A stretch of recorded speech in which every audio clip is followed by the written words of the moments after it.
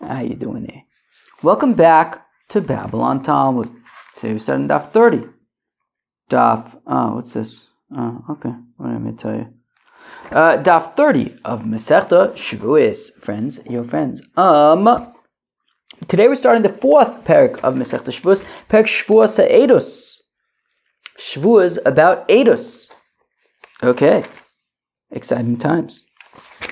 We're going to start in Daf Lamed Amud Aleph all the way at the top, at the beginning of the Mishnah and the beginning of the parak Shevuos ha'edus. Shevuos of edus.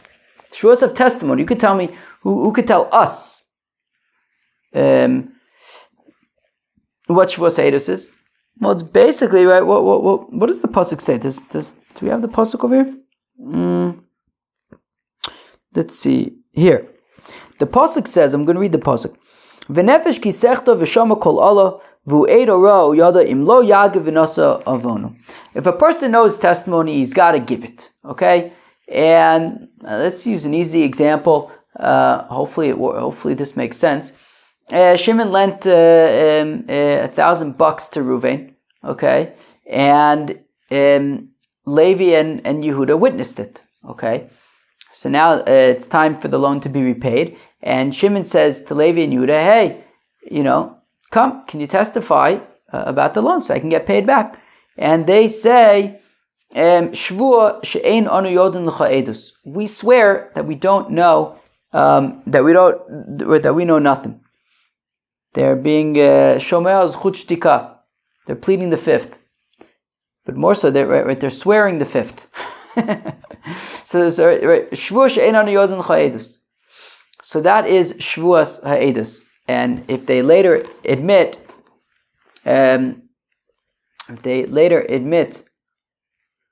to having lied, so then they have to bring a korban olav yard. Shevuos ha'edus. When it comes to Shevuos ha'edus, noeges ba'anoshim v'lo ba'anoshim. So it's only shaykh to men. It's not shaykh to women, because since women don't testify as witnesses.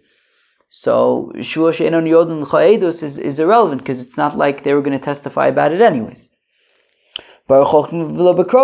Also to people who are non-relatives. If it's a relative, they can't testify for you anyways.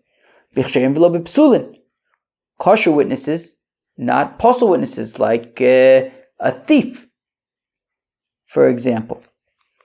Thief can't testify anyways.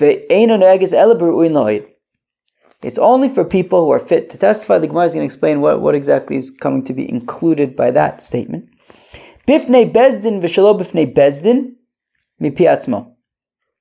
Whether the shvuah occurs in bezdin or out of bezdin, either way, it still counts as a Shevuos ha'edus. When it is mipi atzmo. When it is mipi atzmo, we discussed yesterday already, we talked about mipi atzmo, right? So, for example, there's kind of like three ways that, why I feel so uncomfortable. And it feels like there's like something poking me, like a hair. I guess I have a lot of that. But anyways, I'll go upon him.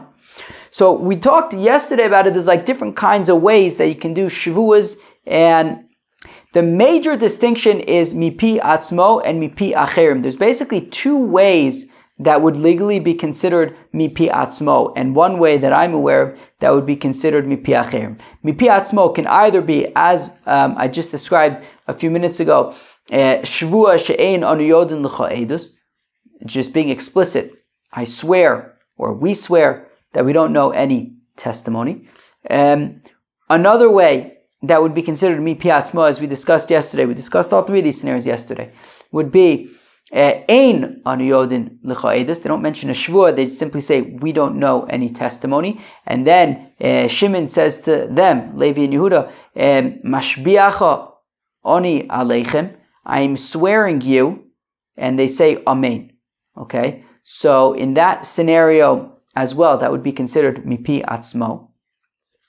Mipi acherim would be if they say ein anu yodin l'cha edus. Again, they don't say shvuah; they simply say ein anu yodin l'cha edus. Shimon says mashbia ani aleichem. Okay, mashbi mashbi'ani aleichem, something like that. Basically, he swears them. And in this case, this is mipi acherim. So again, they said, Einon yodun l'chaedos. He says, mashbi'ani aleichem. Okay, I'm swearing you. And you know what they say? Einon yodun l'chaedos. They simply repeat what they had in their initial statement. They didn't say amen. They simply repeated their initial statement. That would be considered mipi acherim. So Reb Meir, I don't know if we said yet, I don't know if we spilled the beans yet that this is Reb Meir, but this is the opinion of Reb Meir. So he makes a distinction between mipi atzmo and mipi acherim. Mipi atzmo is bein bebezdin, bein shelo b'fnei bezdin, and mipi acherim. So what do we say? Mipi acherim ein chayov an ad sheichpru boin bebezdin. But if it's mipi acherim, when they simply repeat their initial refrain, so right, meaning einon yodun chaedus, mashbi ani aleichem, einon yodun chaedus. So then they would only be chayev a korban shvua if they had denied it in bezdin, but what they had said outside of bezdin would not be mechayev them. Divrei Reb Meir, that's the opinion of Reb Meir. The Chacham say bein mipi atzmo uvein mipi acherim. The Rabbanan, the Chacham do not make such a distinction between mipi atzmo and mipi acherim. Either way, einin chayav an ad sheichpru boin bebezdin. The Chacham say whether it's mipi atzmo, whether it's mipi acherim, they would have to deny it in bezdin to be chayav. What they said outside of bezdin would not be mechayev them. Okay. Right, what they said outside of bezdin would not be mechayev them. Okay. According to the Chacham, v'chayovin al zodin ashvuit. Okay, and so unlike Shevuos bitui and Tumas Mikdash v'Kadoshav, where Dafka said v'ne'elam, that he had a lapse, he forgot. By Shevuos ha'edus, it doesn't say v'ne'elam. By Shevuos ha'edus, it's even. So Dafka, if it was Dafka mistaken, so Yitaka wouldn't be chayv, but Al-Kuponim. So as we're going to see in a second, so it's Dafka on purpose, right? So meaning Levi and Yehuda know, right, are aware that they witnessed Shimon lent money to Reuven, and they deliberately say Shvuah she'enanu yodun chayedus, so they're chayiv a korban for that if they later admit it. Alternatively, if again they knew that they were denying testimony, meaning they were aware that they knew testimony and they still swore that they didn't, but what they were unsure about is they didn't realize that, right, that they would be chayiv a korban. For that they were also chayiv a korban. But for a straight up shoygeg, right, if they really honestly didn't realize that they witnessed this, they thought that they were swearing truthfully when they said Shevuos she'enanu yodun chaedus, and then they realized, like, oh wait, we did actually witness this. Well, then they are patur. Then they do not have to bring a korban. Umayin chayovin, when we're talking about them being chayev, what are they chayev? Al zodan ashvuah korban ole v'yorid. They're chayev a korban ole v'yorid. Mamish ogivalt. Zogt to the Gemara. Zogt the Gemara. How do we know this? How do we know what? How do we know that women are psul le'edus? Which is interesting. Has this not ever come up before? It probably has come up, but has the source never come up before? This is the source for how we know that women are psul le'edus. How do we know this? The Tanu Rabbanon, that the rabbis taught, ve'amdu shneo anoshim be'ed makasu medaber. So we're going to give 3 scenarios right now, which are basically the same template with just slight differences. So we're going to have 3 cases now in the Gemara, which are basically going to be the same template. Did I just say the same template with just a few slight differences between them? 3 scenarios. The Tanu Rabbanan that the rabbis taught, when it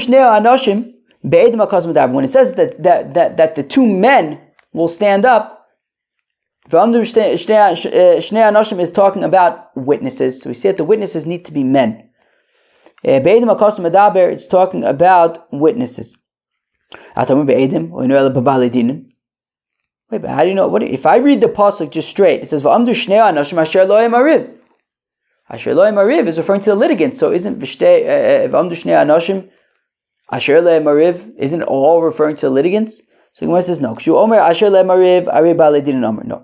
When it says asher lo mariv, the fighters, the litigants, that is obviously, of course, talking about the litigants. However, hamani mekayim v'amdu shnei anashim. But when it says v'amdu shnei anashim be'edim akasuv medaber, that is talking about the witnesses, and it says anoshim, men.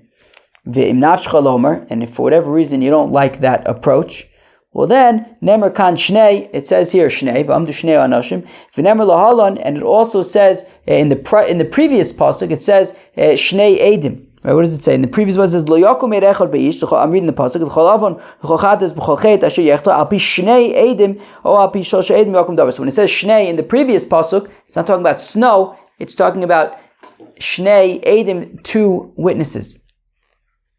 It's talking about shnei edim, 2 witnesses. So just like when it says shnei in the previous pasuk, it's talking about witnesses. So when it says shnei anoshim in this pasuk, it's talking about witnesses, and we're saying davka anoshim, men.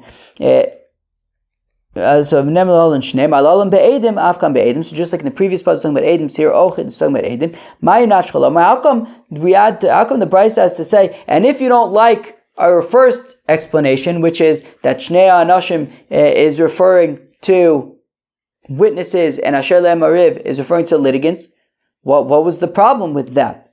Maybe some of the Chevra Babylon Talmud was already wondering this, and I kind of like alluded to it as I was explaining it, which is like, if you just read the simple read of the pasuk, I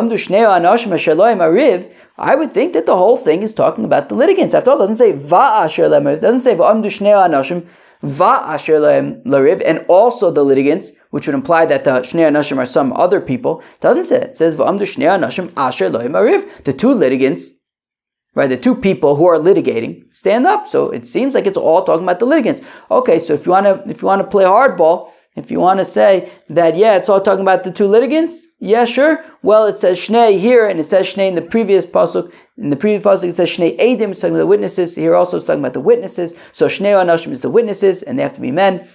And then asher le mariv is talking about the litigants. So again, v'chitema midilo ksiv va'asher le mariv kulei kraba ba'leitin mishtoi. Because if you're going to make the argument that since it does not say va'asher le mariv, it's all just one flow, and it seems to be talking about the litigants. Well, nemer kan shnei v'nemer lahalan shnei malalim be'edim afkan be'edim. Well, it says shnei here, and it says shnei in the previous pasuk. Just like in the previous pasuk, it says shnei edim. So here also the shnei is talking about witnesses, and we're saying anoshim, that they must be men. Tani idach.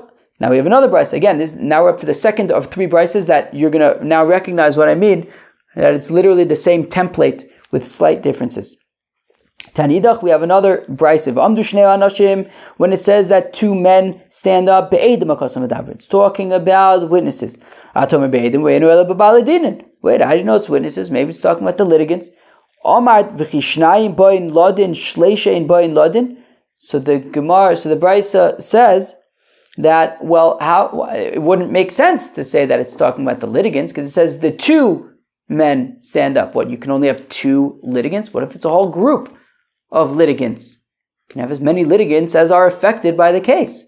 So from the fact that it says only 2, it must be referring to the witnesses. As Tosfos points out, technically you could have more than 2 witnesses, as we know from Masechta Makos, but generally speaking, you would have 2 witnesses. You wouldn't have like a whole team of witnesses. You would have 2 witnesses, as opposed to the litigants. It's literally just however many people are affected by the case.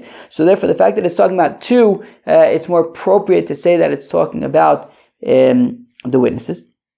And if you have a problem with that, nemer kan shnei v'nemer la'olam shnei mala'olam be'edim afkan be'edim. Again, if you have a problem with that approach, well, the previous pasuk says shnei edim, and here it says shnei anoshim, just like in the previous pasuk it's edim, so your ochit, it's edim.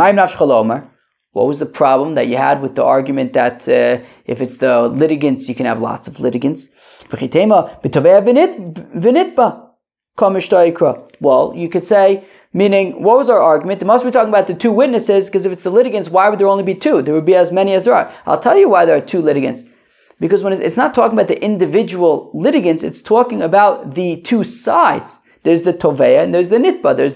There's the prosecutor and the defender. There's the, I feel like I want a better word for prosecutor. There is the, I don't know.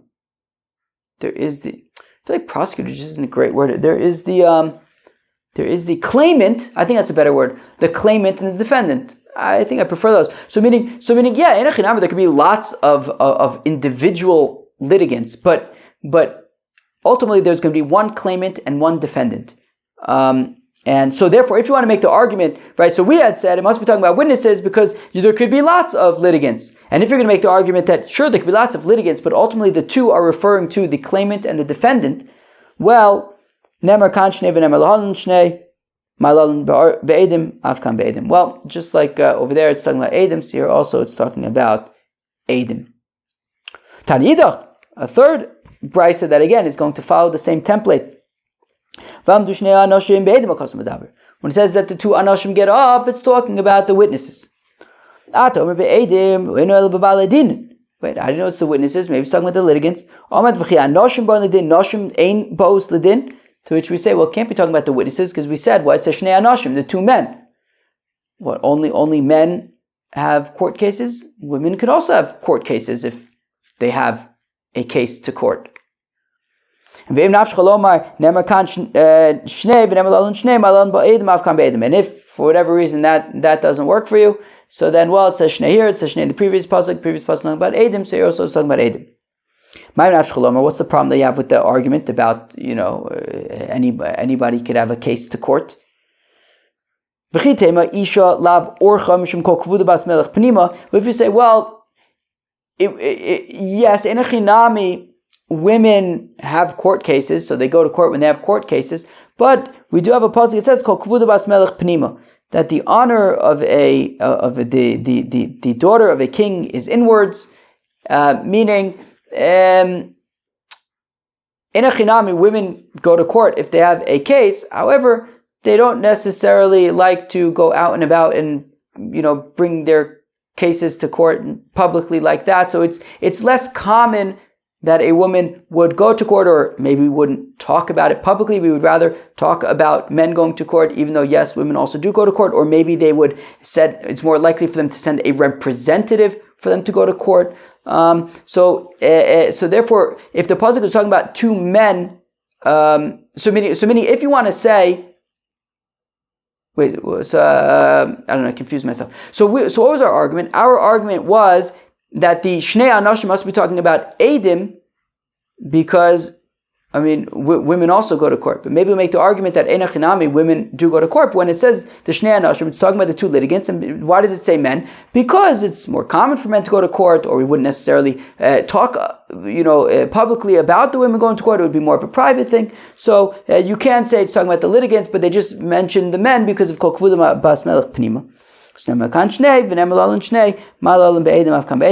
the end of the day, it says shnei here, and it says shnei in the previous pasuk. The previous pasuk is talking about edim, so you're also talking about edim. Okay, so what did we see? So we see that when it says v'amdu shnei anoshim, okay, it's referring to the witnesses, and it says anashim, that they are men. So we see that witnesses, according to halacha, are men.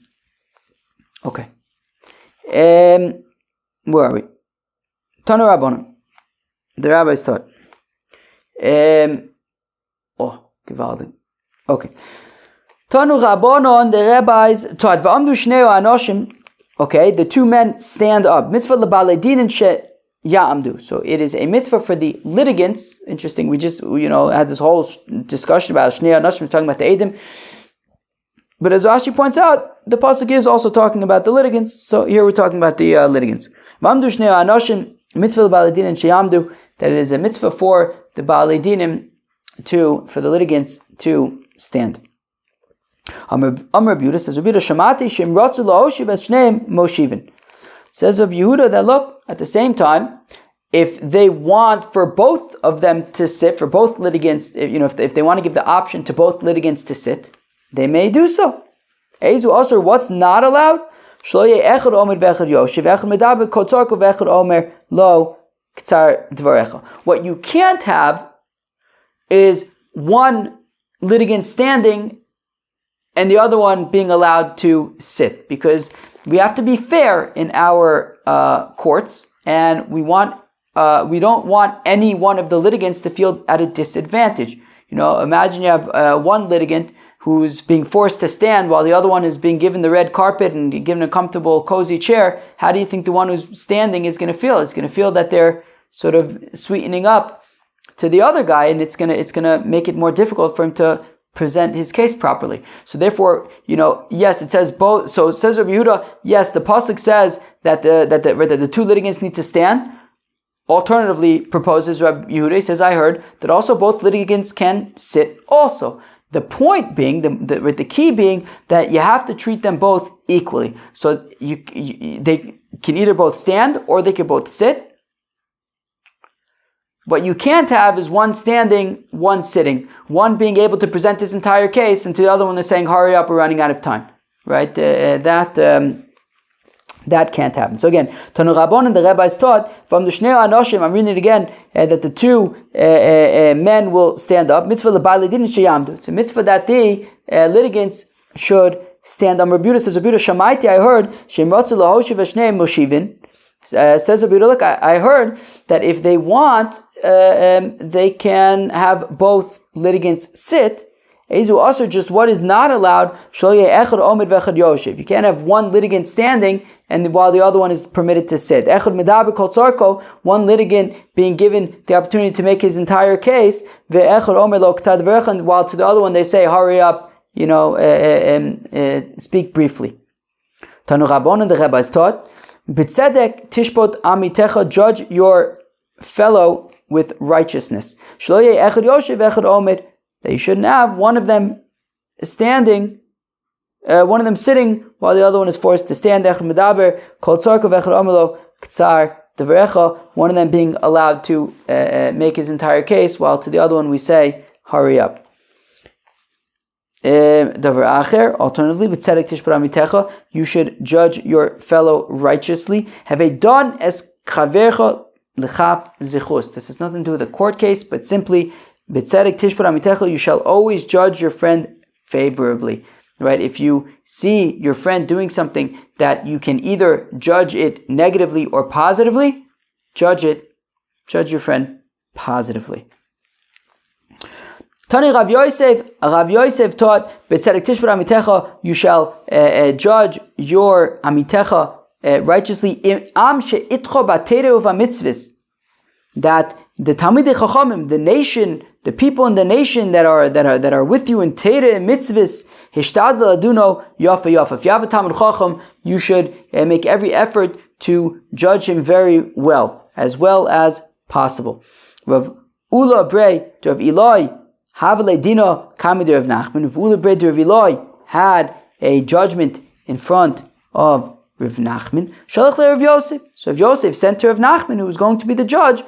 Ula chavereinu amid batero uva mitzvahs. Ula, our friend, our colleague in Torah and mitzvahs. He right. So Rav Yosef sent to Rav Nachman, hey, Ula is coming before you to be judged.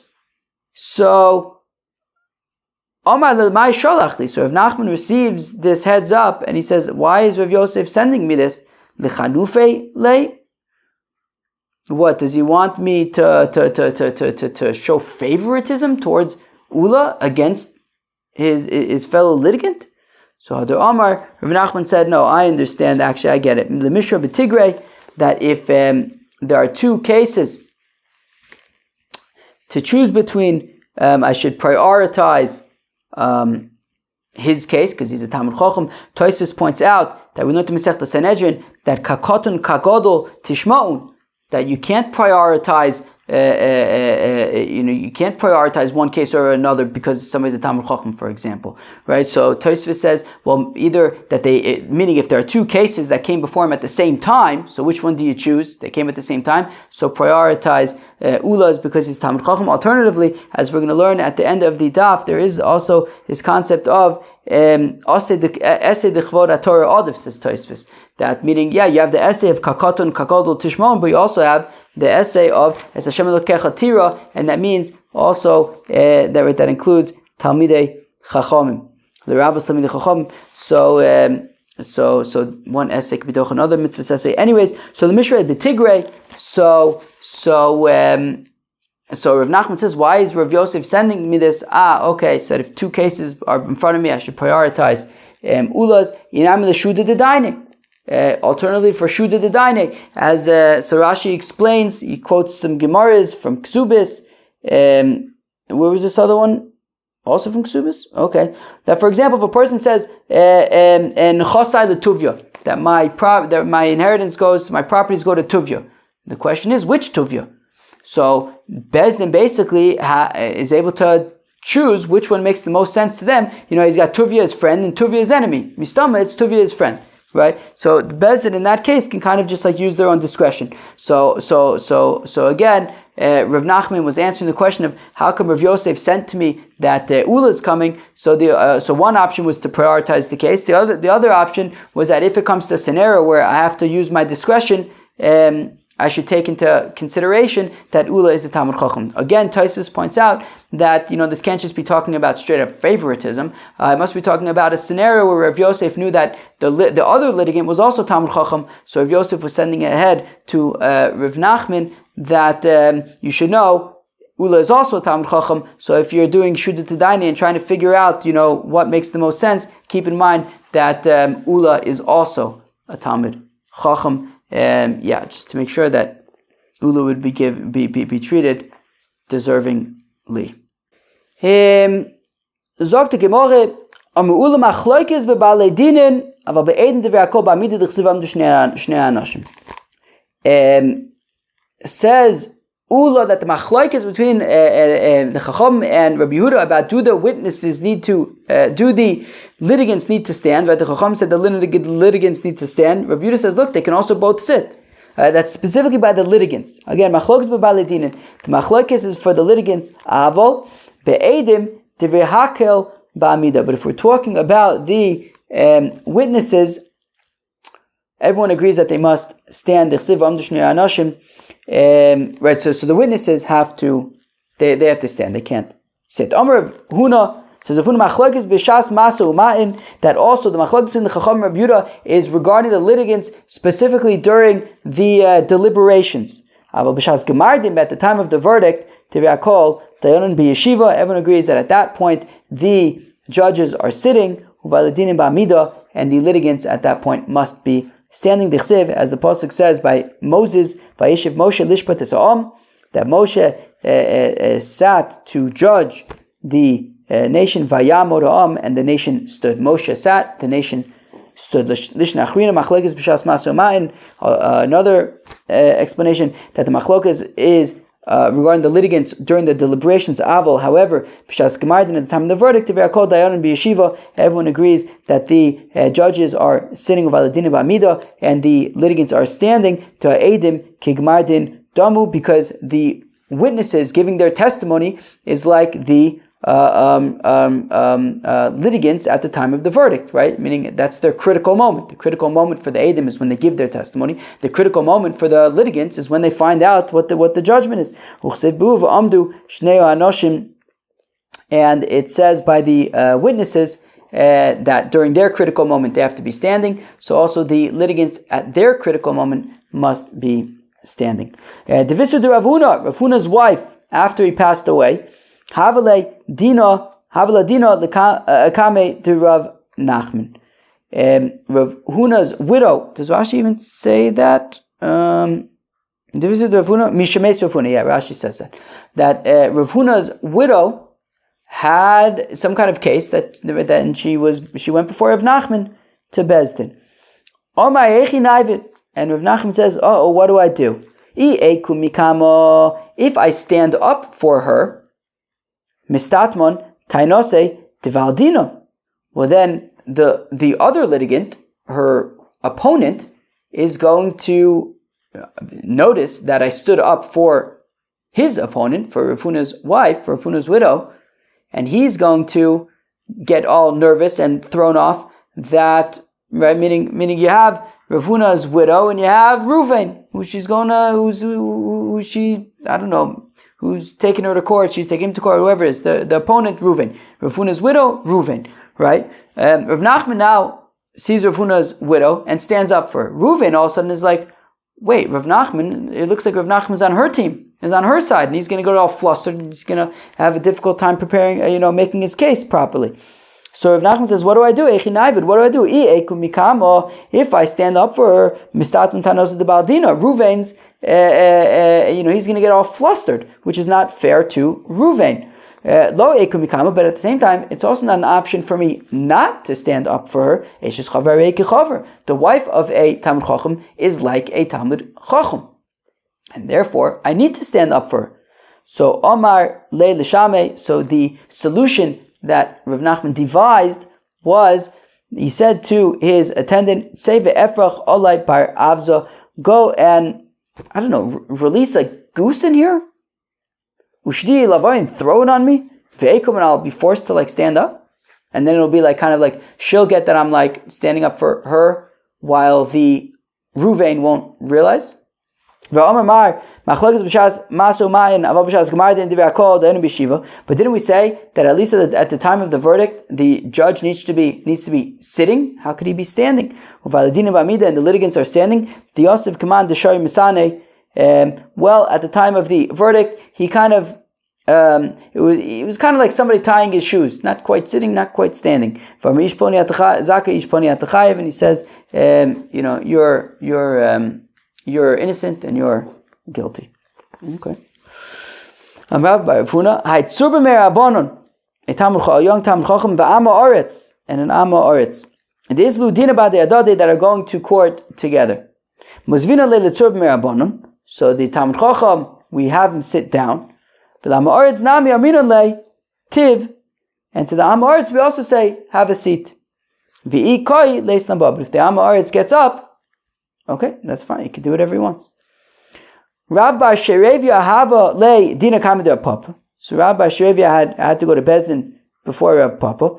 Ozve, so Papa had Rabbi Sherevia sit down. V'osef Nami Leval Dine, and he also had his opponent sit down. Also Shlicha de Beidina Botash Be V'ukme La'amoritz. Comes the employee of the court, somebody representative of the court, and he kicks the Amoritz and makes him stand up. Rav Papa Tiv, and Rav Papa did not say to the Amoritz, hey, you can sit down. How could Rav Papa have allowed for this? But then the arguments of the Amoritz can get flustered. What's going on? Right? His opponent is being sat down and being shown respect, and I'm being forced to stand up. What's going on here? So Rav Papa says, look, Meimer Amar, what the Amoritz is going to say to himself is, Iu ha osvan. Look, Rav Papa had me sit down. He's got nothing against me, and he's the one who counts. The judge is the one who counts. Shlicha hu delo mefayis minai. It's just the guy, the employee here, he seems to not like me, but who cares about him? At the end of the day, Rav Papa allowed me to sit. Rav Papa has nothing against me, and he's going to be totally cool. V'amar Rabbi Bar Huna says, Rabbi Bar Huna ha'tzub me'abonon. This Talmud Chacham v'Amma Oretz and an Amma Oretz, the Islu Dina Ba'de that are going to court together. Lo likdum tzub me'abonon v'leisiv. Lagosabach adds Kamidayono. So the Talmud Chacham should not get to the court early and sit in front of the judge, because it looks like they're kind of like working things out in advance.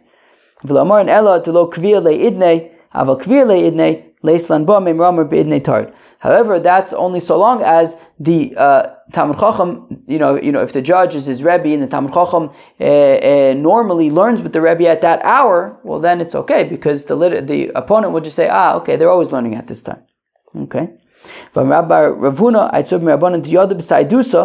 have a Talmud Chacham who knows testimony, However, v'zila be milsa lemezo levedina dayana dezutumine. But it's not respectable, and it's not respectful for this big Talmud Chacham to have to go and present himself before a court that's being judged by lesser Talmidei Chachamim, people on a lower level than him.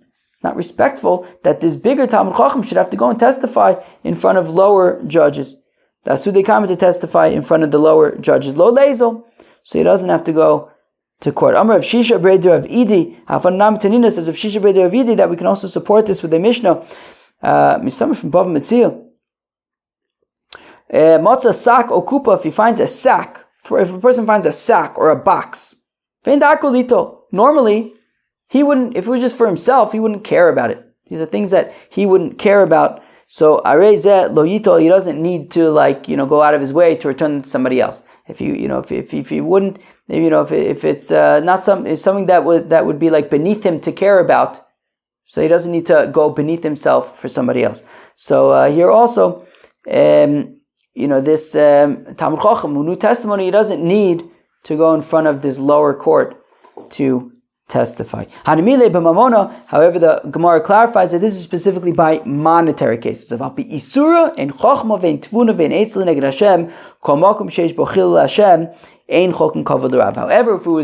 was Isura, Rashi gives an example. For example, if there's a case revolving about permitting a woman to get remarried, but this Talmud Chacham knows that her husband is still alive, so she's an Eshes Ish. Well, you can't say, the judges are on a lower level. No, in that case, he would have to go and testify because, right, Isura ein chachma, I'm going to read that again, ein chachma ve'ein tvuna, there's no wisdom or understanding, ve'ein etza or advice to the neged Hashem against God. Kol makom sheish chil Hashem, if it's going to lead to chil Hashem in Isser, ein chokum kavod l'rav, then forget about his own kavod, he's got to go and testify. Rav Yemar avalei, havayodalei, sadusa l'marzutra. Rav Yemar, new testimony for Marzutra. So the comment on Meimar. So he came to Meimar's court. Osvinu lechulu, and Meimar sat everyone down. Omerle Rav Ashi says to Meimar, LaMeimar, v'Omer ula machlekes b'balei dinin, aber ba'edim divrei hakol ba'amido. So Rav Ashi says to Meimar, but didn't Ula say that? Look, there's this machlokes where Rabbi Yehuda says that they could sit down, but that refers to the litigants. Here you're sitting down, even the judges. Even the witnesses. I thought that the witnesses have to stand. Amalei, to which Meimar responds, Hi essay, d'chvod Torah odif. That look, yes, there is a mitzvah saseh of v'amdu shnei anoshim, but there also is a mitzvah saseh of es Hashem l'kech atira, and that comes l'rabos tamidei chachamim, and he says, I consider the mitzvah saseh of Kvod Torah, of honoring Talmidei Chachamim, is greater, and therefore he allowed everyone to sit in this scenario. That was Daf Lamed, the first Daf of the fourth parak of Masechta Shevuos. We started talking about Shevuos HaEdos. We talked about who Shevuos HaEdos applies to.